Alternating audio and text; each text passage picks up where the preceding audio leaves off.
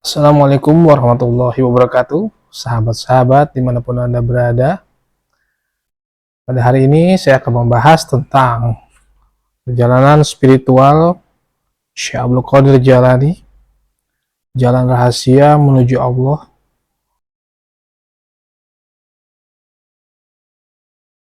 Suatu buku terjemahan yang berjudul Futuhul Ghaib. Buku ini menjelaskan tentang bagaimana perjalanan seorang Syekh Abdul Qadir Jailani untuk menjadi seorang wali Allah dan bagaimana kiat-kiat yang beliau ajarkan agar kita bisa menjadi waliullah sebagaimana beliau. Harus diakui, spiritualitas Syekh Abdul Qadir Jailani sebagai salah seorang wali Allah tiada duanya. Kealiman, keilmuan, dan kematangan batin tokoh yang terkenal sebagai Sultanul Aulia atau pemimpin para wali ini tersohor ke seluruh penjuru dunia dalam sepanjang masa umat Islam.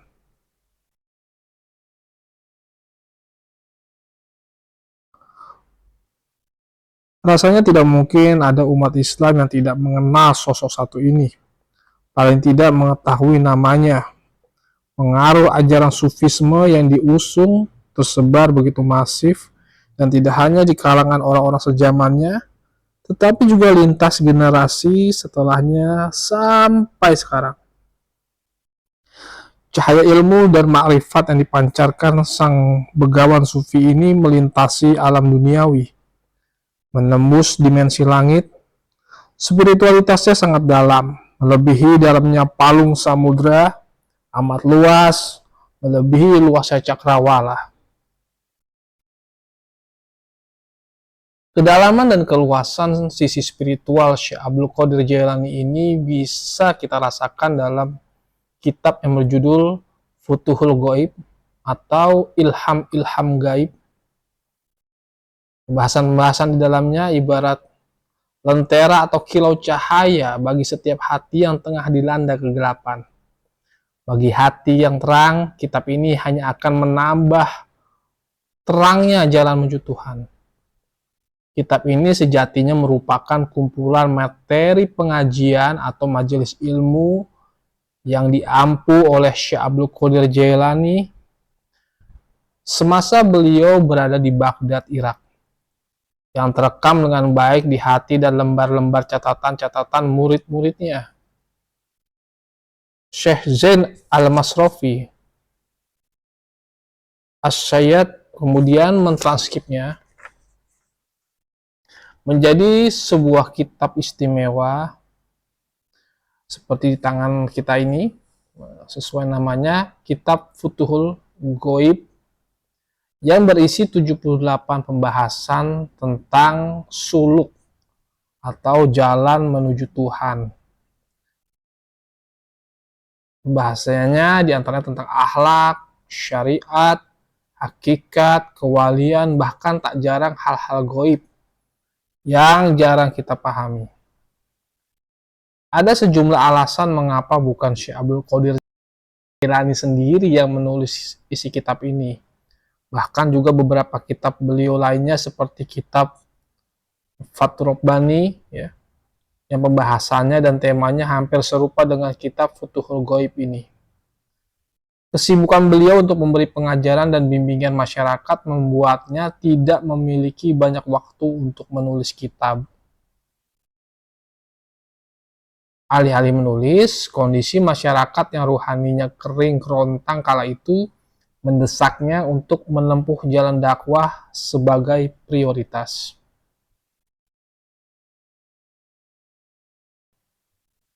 Di tengah gelimangnya Baghdad sebagai pusat peradaban dan tempat berkumpulnya ulama-ulama syariat, mulai dari ahli fikih, usul fikih, hingga ahli bahasa, Syekh Abdul Qadir Jailani melihat tidak ada seorang ulama pun yang mampu membimbing dan menggembleng sisi ruhani, lantas mengalihkan mereka dari tujuan-tujuan duniawi menuju Allah semata. Ditambah lagi kebobrokan masyarakat yang tengah mewabah kala itu, membuat beliau semakin memancangkan niat untuk melakukan revolusi spiritual di tengah-tengah masyarakat. Cetak biru revolusi spiritual yang beliau galakkan itu, sebagaimana terpapar dalam buku ini, sangatlah berbeda dari apa yang sementara itu ditawarkan oleh ulama-ulama syariat. Bukan dalam arti menyimpang, tetapi saya justru melihatnya sebagai kebenaran yang jauh lebih mendalam dan lebih substantif. Misalnya saja penafsiran beliau soal syirik, menyekutukan Allah.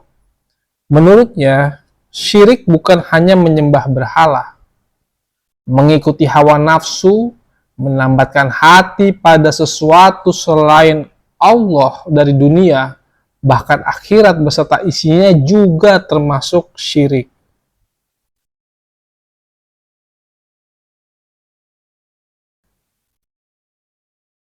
Bila aku tenggelamkan dirimu dalam sesuatu selain Allah, berarti kau telah menyekutukannya. Demikian ujar Syekh Abdul Qadir Jailani. Dari sini kita melihat sisi yang lebih substansial dari konsep memurnikan tauhid yang selama ini banyak didengungkan, bahkan menjadi semacam tagline kelompok tertentu yang hanya berfokus kepada hal-hal fisik seperti tidak menyembah berhala, meninggalkan perdukunan, tidak mempercayai ramalan, dan lain-lain. Syekh Abdul Qadir lebih dari itu. Selain hal-hal kasat mata, konsep memurnikan tauhid menurut dia juga harus menyentuh hal-hal yang tidak kasat mata, seperti ketergantungan terhadap makhluk, bahkan ketergantungan pada diri sendiri. Lebih jauh lagi, Syekh Abdul Qadir mengajak umat untuk benar-benar mengakui eksistensi Allah dengan cara menegasikan selain Dia. Beliau membahasakan hal ini dengan fana atau lenyap. Lenyap dari makhluk, lenyap dari nafsu, lenyap dari segala keinginan serta segala sesuatu selain Allah, dan hanya merasa tenang dengan Allah semata. Lenyapnya seseorang hamba dari selain Allah ditandai dengan ketidakbutuhannya terhadap mereka. Tidak mengemis-ngemis, tidak iri terhadap apa yang mereka miliki, tidak bergantung pada sebab atau faktor tertentu, dan tidak menginginkan sesuatu pun kecuali Allah. Dia akan pasrah dan tunduk sepenuhnya pada kehendak dan perbuatan Allah. Pada titik ini, seorang hamba akan dikaruniai kemampuan mencipta dan dapat melakukan hal-hal luar biasa, di mana segala sesuatu yang dia inginkan pasti terjadi, karena telah selaras dengan kehendak dan perbuatan Allah.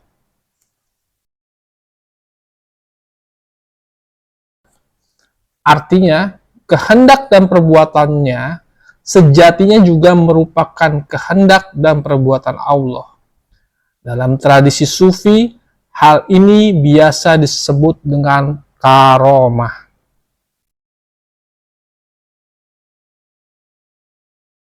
Demikianlah mengkaji kandungan buku ini satu persatu, ibarat menelusuri jalan-jalan rahasia menuju Allah. Jalan yang hanya bisa terbuka oleh orang-orang yang berjiwa lapang dan terbebas dari belenggu-belenggu makhluk dan keduniaan. Semoga buku ini dapat membantu kita meningkatkan kualitas iman, meneguhkan tauhid dengan sebenar-benarnya dan setotal-totalnya, dan yang paling penting, semoga buku ini bermanfaat bagi kita semua dalam meraih cinta dan ridho Allah. Ilahi anta maksudi wa ridhoka matlubi atini mahabbataka wa ma'rifatak.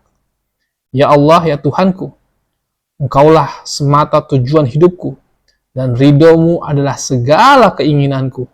Berilah aku cintamu dan lezatnya mengenalmu.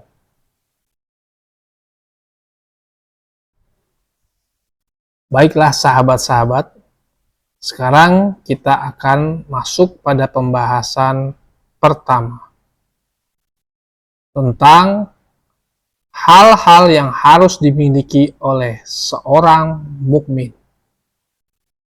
Ada 3 hal yang mutlak harus dimiliki seorang mukmin dalam segala keadaan, yaitu 1. Menjaga perintah-perintah Allah. 2. Menjauhi segala larangannya. 3. Ridho dengan takdir yang telah ditetapkannya. Seorang mukmin setidaknya harus memiliki 3 hal tersebut, sehingga ia harus menguatkan tekad untuk melaksanakan ketiganya.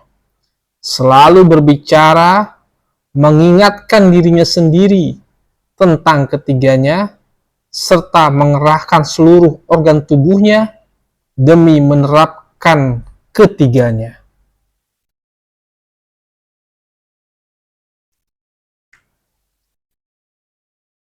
Dua, saling menasehati untuk berbuat baik. Ikutilah sunnah Rasul, jangan membuat bid'ah. Patuhlah kepada Allah dan Rasul-Nya. Jangan menentang, junjung tinggilah tauhid, dan jangan menyekutukan Dia. Sucikanlah Dia senantiasa dan jangan menuduhkan satu keburukan pun kepada Allah. Yakinilah, jangan ragu sedikit pun. Bersabarlah selalu dan jangan gelisah atau putus asa. Teguhkanlah pendirianmu. Jangan melarikan diri. Berdoalah kepadanya dan jangan pernah bosan berdoa. Bersabarlah menanti dan jangan putus harapan. Sambunglah tali persaudaraan. Jangan saling bermusuhan. Bekerjasamalah dalam ketaatan. Jangan terpecah belah. Saling mencintailah. Jangan saling mendendam. Sucikanlah dirimu dari dosa-dosa. Jangan nodai dengannya.